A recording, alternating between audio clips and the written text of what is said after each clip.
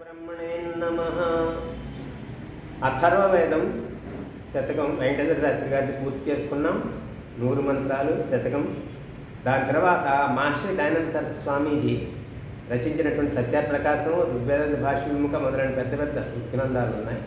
వాటితో పాటు చిన్న లఘు గ్రంథాలు కూడా ఆయన మహర్షి దయానంద సరస్వతి రాశారు. అలాంటి దయానంద సరస్వతి స్వామీజీ చేత 22 పుస్తకాలు మొత్తం రాశారు ఆయన. వాటిల్లో ఈ ఆర్యాభిగనయ అని ఒకటి. ఇది చాలా ముఖ్యమైనది. ఎందుకంటే ఈశ్వరుని యొక్క స్థుతి, ఈశ్వరుని యొక్క కర్తవ్య కర్మలు, కర్తవ్య నామాలు, ఆయన చేసే పనులు భగవంతుడికి అవి యొక్క వాటి నామాలతో స్థుతి చేసుకోవటానికి మనం దానికోసం దయానంద సరస్వతి పుస్తకమే రాశారు ఆయన, ఆర్య అభిగనయం.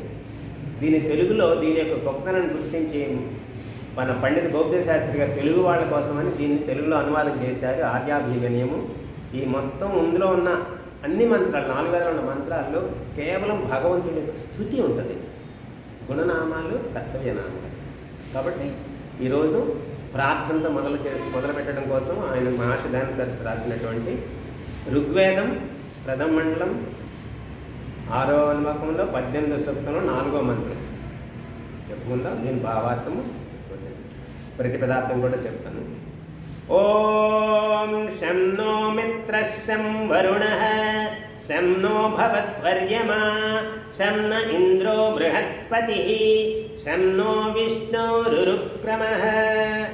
ఇది ఋగ్వేద మంత్రం. దీని శబ్దార్థం ప్రతిపాదన. ఓం అంటే ఓ రక్షక, నీవు ఎల్లరకు మిత్రః మిత్రుడువై ఉన్నావు. అటువంటి నీవు నహ మాకు, శం అంటే కళ్యాణకారుడవు, వరుణః నీవు సర్వశ్రేష్ఠుడవు, కావున నహ మాకు శం సుఖదాయకుడు అగుము. నీవు అర్యమ ధర్మాత్మలను ఆదరించేటటువంటి ధర్మరాజు, అర్యమ అంటే. కావున నహ మాకు శం న్యాయయుక్త సుఖమునిచ్చువాడవు, భవ అగుము.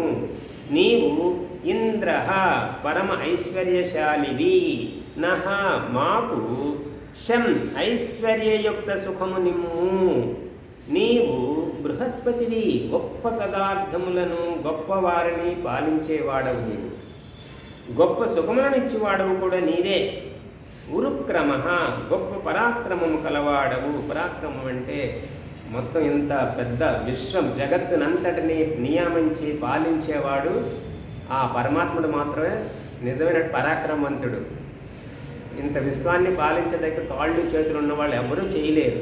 కాబట్టి ఏ అంగములు లేవు కాబట్టి సర్వవ్యాపకత్వం ఉంది కాబట్టి ఆయన మాత్రమే పరాక్రమవంతుడు. ఆయన మాత్రమే ఈ సృష్టి జగత్తును నియమించి పాలించేవాడు, అనంత విశ్వాన్ని. విష్ణు కాబట్టి సర్వవ్యాపకుడు విష్ణు అంటే. అట్టి నీవు నహ మాకు శం శాంతిదాయకుడువు భవాగుము. అది ఈ మంత్రంలో. ఇందులో 3, 2, 5 చోట్ల శం అని ఇచ్చారు. శం అంటే శం అనే ధాతువుకి శమోపశమనే, శమను కలిగించేవాడని ఒక అర్థము. కళ్యాణకారుడు, సుఖదాయకుడు, న్యాయయుక్తమైనటువంటి వాడవు, ఐశ్వర్యవంతుడైనటువంటి వాడవు అనేటువంటి అర్థాలతో ఈ మంత్రంలో శబ్దార్థాలతో చెప్పారు. ఇప్పుడు ఇందులో పరమాత్ముడి యొక్క ముఖ్యమైనటువంటి, అంటే అన్ని మంచి నామాలే, కేవలం ఒక 100 నామాలని దయానంద సరస్వతి స్వామీజీ వ్యాఖ్యానం చేశారు ఈ మంత్రం తీసుకుని. వీటి గురించి కేవలం ఆ మంత్రంలో ఉన్నటువంటి ఆ శబ్దాలు, పరమాత్ముడి యొక్క స్తుతి శబ్దాలను మాత్రం ఇవాళ తెలుసుకుందాము. ఓ సచ్చిదానంద స్వరూప. రెండవది నిత్య శుద్ధ బుద్ధ ముక్త స్వభావ. మూడవది అద్వితీయ నా అనుపమాన కారుడువా. 4 జగదాది కారణ. ఓ అజ, ఓ నిరాకార, ఓ సర్వశక్తిమంత, ఓ న్యాయకారి, ఓ జగదీశ, ఓ సర్వ జగదుత్పాదక ఆధార, ఓ సనాతన, ఓ సర్వమంగళమయ, ఓ సర్వస్వామి, ఓ కరుణాకర, అస్మత్పిత, పరమ సహాయక. 16వది ఓ సర్వానందప్రద, సకల దుఃఖ వినాశక, ఓ అవిద్యాంధకార నిర్మూలక, ఓ విద్యా అర్క ప్రకాశక, ఓ పరమైశ్వర్య ప్రదాయక.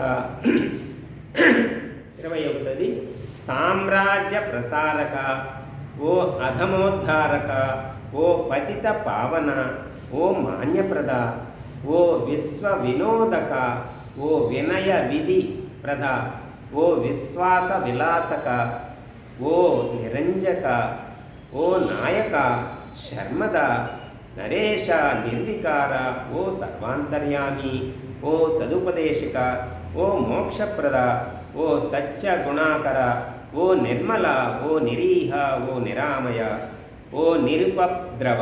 41. దీన దయాకర, ఓ పరమ సుఖదాయక, ఓ దారిద్ర్య వినాశక, ఓ నిర్వైర విధాయక, ఓ సునీతి వర్ధక, ఓ ప్రీతి సాధక, ఓ రాజ్య విధాయక, ఓ శత్రు వినాశక, ఓ సర్వ బలదాయక.